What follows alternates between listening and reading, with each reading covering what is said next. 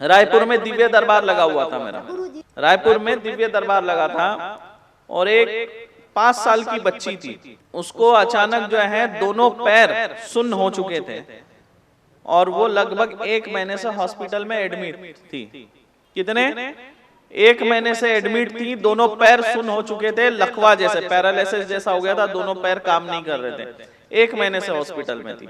रायपुर में मेरा दिव्य दरबार लगा, उनको कहीं से जानकारी मिली, तो वो बच्ची को डिस्चार्ज करके गोद में उठाकर दरबार में लाकर बैठे हुए थे। जैसे आप लोग बैठे वैसे ही वो लोग अपने बच्ची को लेकर बैठे हुए थे। जब तक उनका पर्चा लगा, नंबर आया, उससे पहले ही वो बच्ची अपने पैरों पे चलने लग गई थी।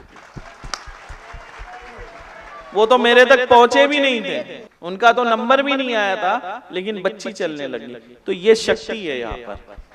तो यहाँ बैठने से भी कृपा होती है। तो यहाँ बैठे हो ना, तो तीनों माता रानी से आप कामना करिए, आपके जो दुख हैं, कष्ट हैं, वो दूर करने। लेकिन इस धाम में जब आप आ रहे हो ना, तो स्वार्थ से मत आओ। बोलते हैं ना, दुख में सुमिरन सब करे, सुख में करे ना कोई, वैसा किस्सा ना हो। आप या दुख में भी जुड़े रहो, सुख के दिन आए तब भी आप जुड़े रहो। ऐसा नहीं कि स्वार्थ से रिश्ता मत जोड़ो, भक्ति से रिश्ता जोड़ो। जब सुख में आप भगवान का ध्यान करोगे तो आपके जीवन में दुख नहीं आएगा। अच्छे समय में याद करो ना, लेकिन अच्छे समय में इंसान क्या होता है, भौतिक जीवन के इस माया में, भौतिक जीवन के सुख संसाधन की माया में खोया हुआ रहता है, तो उसको भगवान की याद नहीं आती है, भगवान के लिए समय भी नहीं होता है। तो इसलिए सुख के समय भगवान का मनन चिंतन करो तो दुख नहीं आएगा।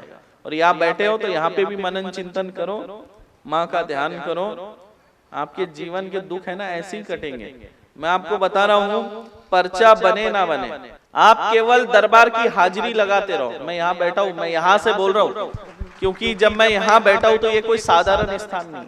अब मैं गद्दी पर बैठा हूँ, और गद्दी पर बैठकर आपको बता रहा हूँ।